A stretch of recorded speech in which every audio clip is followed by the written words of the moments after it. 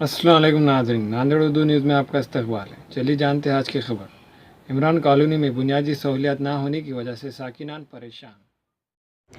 मुस्लिम आबादी वाला इलाका इमरान कॉलोनी में ना ही नालियों की बराबर तामीर हुई है और ना ही ड्रेनेज लाइन की और ना ही कचरे की सफाई होती है। नालियों की सफाई ना होने से गंदा पानी सड़कों पर जमा रहता है। गंदगी रहने से बीमारियां लायक होने का ख़तरा रहता है। वहां के साकिनान ने ज़िला इंतज़ामिया से सख्त नाराज़। 2017 ये 17 साल हो गए। 17 साल में जो गलीजी थी समझो, दो कचरा था वो तो गया नहीं। अब नगर सेवक का भी इलेक्शन है बोल के नगर पालिका चक्रा मार रहे हैं। इन्होंने मी कोट दो, इन्होंने मी कोट दो, सफाई को तो कोई ध्यान दे रहा नहीं। गलीजी दुनिया की हो गई, मच्छर ये हो गए, डेंगू मच्छर तो 2 बच्चे एडमिट है सिविल हॉस्पिटल में।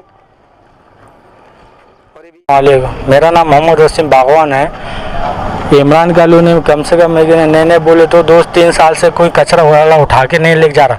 नाली लेकिन इतनी गंदी हो जा रही है, नमाज वालों को जाने के लिए इतनी तकलीफ हो रही को पूछो मत। कि बारिश गिरी कि पूरे नालियों का पानी रोड पे आ जा रहा, बारिश गिरी कि पूरा नालियों का पानी रोड पे आ जा रहा। दूसरा बोले तो क्या, 1 घंटा नल का पानी आता है, उसमें से 20-25 मिनट तो डेनिस का पानी आता है।